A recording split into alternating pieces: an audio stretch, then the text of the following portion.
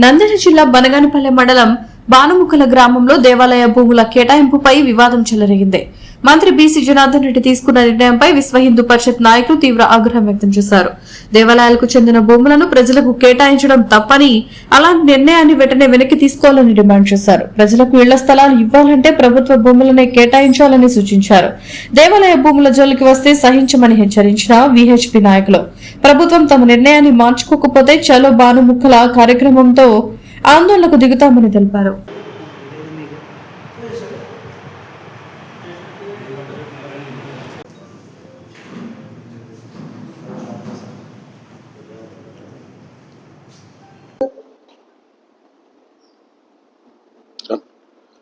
అందరికీ జై శ్రీరామ్.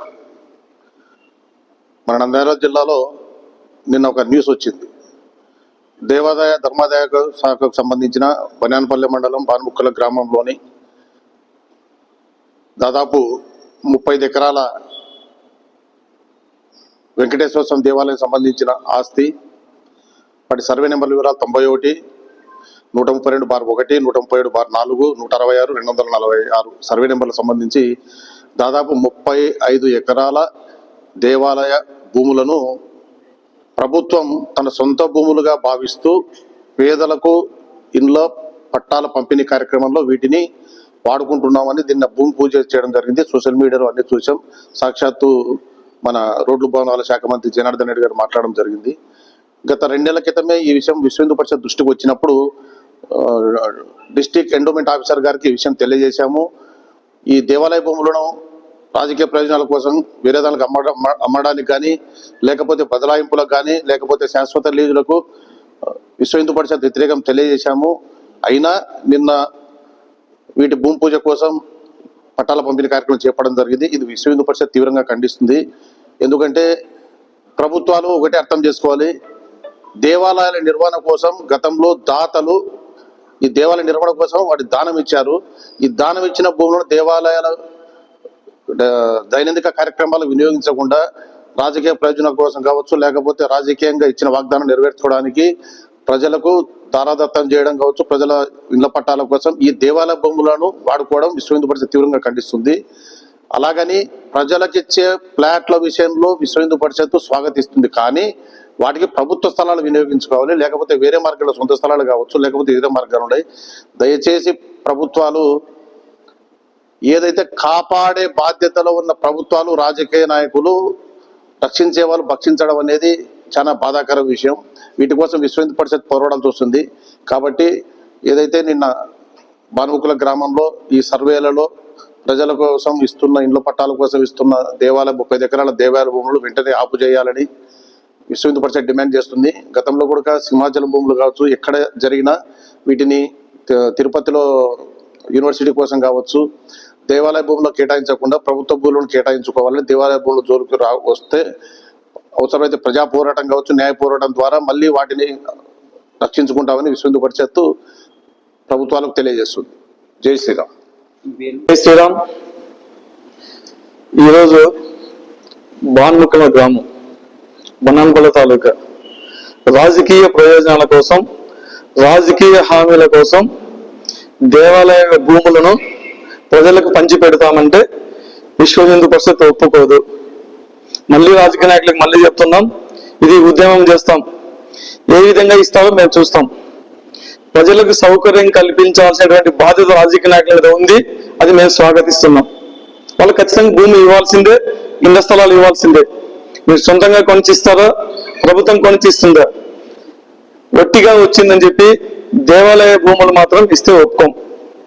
రెండో పాయింట్ ఏంటంటే, ఎండోమెంట్ అంటే దేవాలయ యొక్క ఆస్తులు సంరక్షించడం కోసం మాత్రమే ప్రజలు ఉంచుకునేటువంటి ఎండోమెంట్ యొక్క డిపార్ట్మెంట్.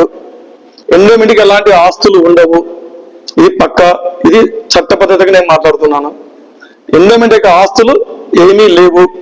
ప్రతి దేవాలయానికి దేవాలయ యొక్క భూములు అప్పుడు ఉన్నటువంటి మన పూర్వీకులు దేవాలయం యొక్క మెయింటెనెన్స్ కోసం, దేవాలయం యొక్క నిర్వహణ కోసం అన్ని రకాలుగా ఆలోచించి దేవాలయాలకు భూములను కేటాయించడం జరిగింది.